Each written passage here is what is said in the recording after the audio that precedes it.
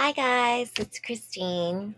So tonight I actually had to finish some homework. That's why I'm reading a little later. I'll show you a little bit of my project. So I did this.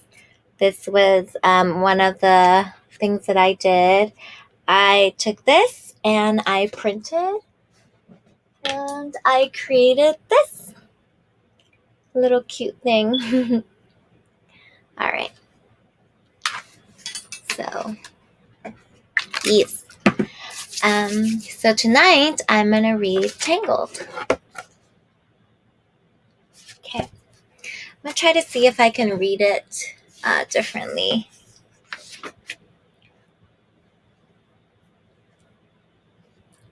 Okay. Once upon a time, in a land far away, a single drop of sunlight fell. It grew into a magic golden flower that could heal anyone.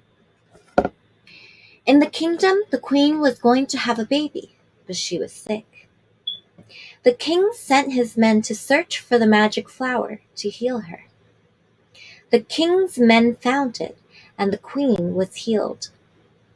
The golden-haired baby princess, Rapunzel, inherited the power of the flower. The king launched lanterns in the sky to celebrate. One night, Mother Gothel, a woman who wanted to stay young forever, kidnapped Rapunzel to possess her magic. The king and the queen searched and searched, but they couldn't find the princess.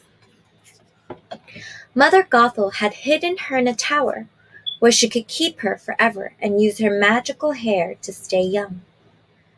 As Rapunzel grew, her hair grew longer, and Mother Gothel used it to climb up and down the tower. Rapunzel was not allowed to leave the tower. Mother Gothel told her the world was full of wicked people. So Rapunzel spent her days with her chameleon, Pascal, waiting for the day she could go outside. She dreamed of seeing up close the lanterns that passed through the sky on her birthday every year.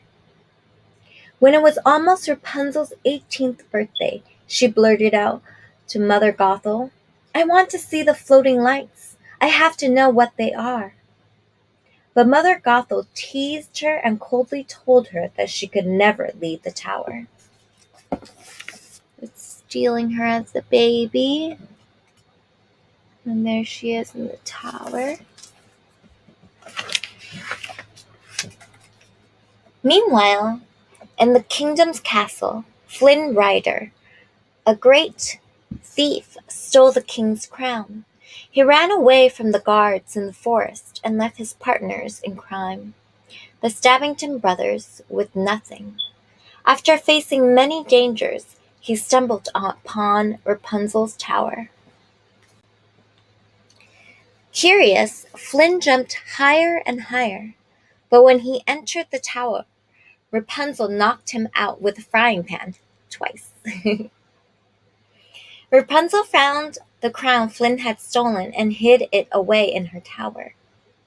Just then Mother Gothel returned and called, "Rapunzel, let down your hair!" Rapunzel was in trouble. Luckily, she had hid Flynn and tricked Mother Gothel into leaving for 3 days. Then it was time to face Flynn. Rapunzel and Flynn made a deal. She'd give him the crown in exchange for a trip to see the lanterns. There he is, climbing the tower, coming up, and getting knocked by the frying pan twice. Rapunzel took her first step outside to fulfill her dream of seeing the lanterns up close.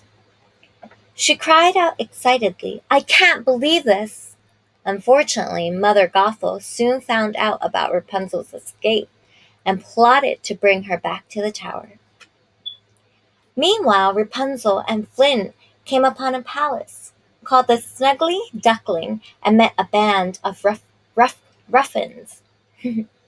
The ruffins recognized Flynn from a poster and wanted to turn him in. But she pleaded for them to return Flynn, Haven't you ever had a dream? Rapunzel won over the Ruffins. They sang together and shared their dreams. There she is, escaping the tower, and there they are, talking about their dreams. Suddenly, the king's guard, led by Maximus, the captain's horse, burst in, looking for Flynn. The Ruffins helped Rapunzel and Flynn escape through a trapdoor in a tunnel. They told Rapunzel to live her dream. Maximus led the guards to Flynn. Rapunzel and Flynn ran through the tunnel, followed by the guards and Maximus. The tunnel emptied into a dammed canyon. They seemed to be trapped, but Rapunzel used her hair to catapult them to safety. Soon Maximus broke the dam. Rapunzel and Flynn took shelter in a cave to escape the flood of water. But boulders covered the entrance, and water quickly filled the cave. Everything seemed lost. As the water rose, Flynn told Rapunzel he was an orphan named Eugene Fitzherbert. And Rapunzel told Flynn she had magical hair that glowed when she sang. Guided by her bright hair, Flynn moved the boulders, and they found a way out. That night, Flynn and Rapunzel made camp and sat by fire. But Flynn had hurt his hand during their escape. Rapunzel used her magic hair to heal the cut. Oh, let me show you there they are. Here's her magical hair. When Flynn went to gather wood, Mother Gothel appeared before Rapunzel and tried to convince her to go back to the tower. Rapunzel told Mother Gothel she had found someone and wanted to continue on her journey. But Mother Gothel laughed and told her to test Flynn's loyalty by giving him the crown. She reminded Rapunzel that the world was full of wicked people. With that, Mother Gothel disappeared into the woods. She met up with the Stabbington brothers, who were helping her get Rapunzel back. The next morning, Maximus charged into the camp after Flynn, but Rapunzel asked him to let Flynn remain free until her birthday was over. Rapunzel and Flynn finally made it to the kingdom. Rapunzel heard the ringing of bells and saw the kingdom bustling with life. She loved every minute of it and even got her hair decorated with flowers. There she is. She danced and celebrated alongside Flynn. At last, Flynn and Rapunzel took a boat on a lake and saw the floating lights. Rapunzel gave Flynn the crown as gift because she believed in him, but he no longer wanted it. Flynn knew he had found his dream, and he was meant to be with Rapunzel. Just as they were about to kiss, Flynn saw the Stabbingtons and wanted to give him back the crown, to be free of his life of crime. But the brothers caught him and tied him up. Then they moved to take Rapunzel away. As Rapunzel ran, she tripped and fell. Then she heard a thump.